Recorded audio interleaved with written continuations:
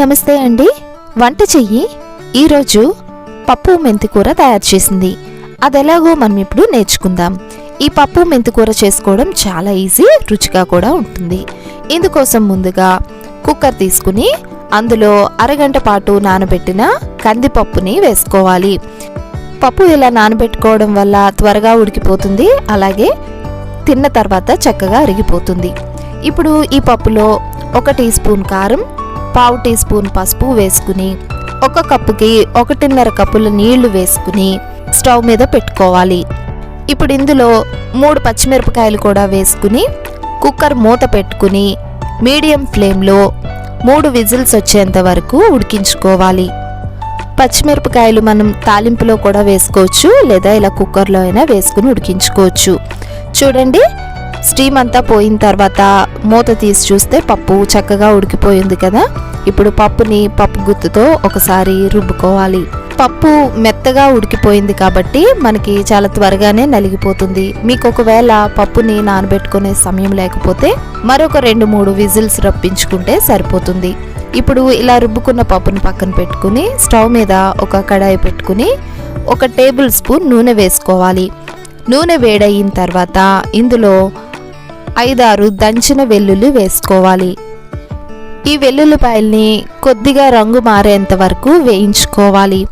వెల్లుల్లిపాయలు ఇలా వేగిన తర్వాత ఇందులో 1 టీ స్పూన్ ఆవాలు, 1 టీ స్పూన్ జీలకర్ర వేసుకోవాలి. ఆవాలు చిటపటలాడేంత వరకు వేయించుకోవాలి, లేకపోతే తినేటప్పుడు చేదుగా తగులుతాయి. ఇప్పుడు ఇవన్నీ బాగా వేగిన తర్వాత 1 ఎండుమిరపకాయ, కొద్దిగా కరివేపాకు వేసుకుని వీటిని కొద్దిగా ఫ్రై చేసుకోవాలి. ఇవి కొంచెం వేగిన తర్వాత ఇందులో 1 చిన్న సైజు ఉల్లిపాయని చిన్న ముక్కలుగా కట్ చేసుకుని వేసుకుని వేయించుకోవాలి. ఉల్లిపాయలు కాస్త మగ్గితే సరిపోతుంది. ఉల్లిపాయలు మగ్గిన తర్వాత ఇందులో 1 చిన్న సైజు టమాటోని చిన్న ముక్కలుగా కట్ చేసుకుని వేసుకోవాలి. మనం ఈ పప్పులో చింతపండు వేసుకుంటాం, కానీ 1 చిన్న టమాటో వేసుకుంటే రుచి చాలా బాగుంటుంది. టమాటో వేసిన తర్వాత టమాటో పూర్తిగా మగ్గేంత వరకు చిన్న మంట మీద మగ్గించుకోవాలి. టమాటోని పప్పుతో పాటు కుక్కర్లో వేసి ఉడికించుకోవచ్చు, కానీ పులుపు తగిలితే పప్పు సరిగా ఉడకదు కాబట్టి నేను ఇలా తాలింపులో మగ్గించుకుంటున్నాను. ఇప్పుడు టమాటో త్వరగా మగ్గడం కోసం కొద్దిగా ఉప్పు వేసుకుని మగ్గించుకుంటున్నాను. ఉప్పు పసుపు వేసుకుంటే ఉల్లిపాయలైనా టమాటోలైనా చాలా త్వరగా మగ్గిపోతాయి. ఇప్పుడు చూడండి, టమాటో పూర్తిగా మగ్గిపోయింది కదా.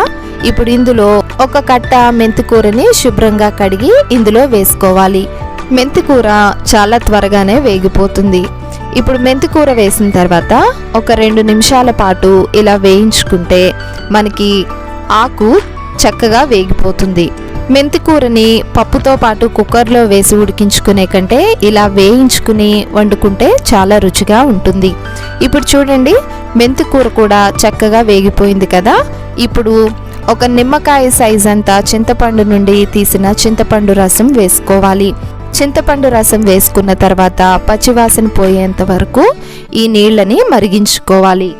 ఇవి త్వరగా మరగడం కోసం మూత పెట్టుకుని 1 నిమిషం పాటు మరిగించుకుంటే సరిపోతుంది. ఇప్పుడు చూడండి, నీళ్లు చక్కగా మరిగిపోయినాయి కదా. ఇందులో మనం రుబ్బి పెట్టుకున్న పప్పును వేసుకుని ఒకసారి బాగా కలుపుకోవాలి. చూడండి, ఇదంతా బాగా కలిసిపోయింది కదా. ఇప్పుడు పప్పు కూడా మరొక 2-3 నిమిషాల పాటు మెంతికూరతో కలిపి ఉడికితే చాలా బాగుంటుంది. ఇందులో మనం టమాటో మగ్గడం కోసం కొద్దిగా ఉప్పు వేసుకున్నాం కదా. పప్పు రుబ్బుకునేటప్పుడు కూడా మనం ఉప్పు వేసుకోవచ్చు, నేను అప్పుడు కూడా వేయలేదు కాబట్టి ఇప్పుడు రుచికి సరిపడా రాళ్ళుప్పు వేసుకున్నాను. పప్పులో రాళ్ళుప్పు వేసుకుంటే రుచి చాలా బాగుంటుంది. ఇప్పుడు ఉప్పు కరిగిపోయేంత వరకు 1 నిమిషం పాటు కలుపుకుని మూత పెట్టుకుని మీడియం ఫ్లేమ్లో 2-3 నిమిషాల పాటు ఉడికించుకోవాలి. చూడండి, ఇలా ఉడికిపోయిన తర్వాత మీకు మరీ చిక్కగా ఉంది అనిపిస్తే కొద్దిగా నీళ్లు వేసుకోండి. మరీ పలుచగా ఉంటే కొద్దిగా చిక్కపడేంత వరకు ఉడికించుకోండి. చూడండి, పప్పు రెడీ అయిపోయినట్టే. మనం స్టవ్ ఆఫ్ చేసుకుని రైస్లోకి కానీ చపాతీస్లోకి కానీ సర్వ్ చేసుకోవచ్చు. చపాతీస్లోకి అయితే కొద్దిగా చిక్కబడితే ఇంకా బాగుంటుంది.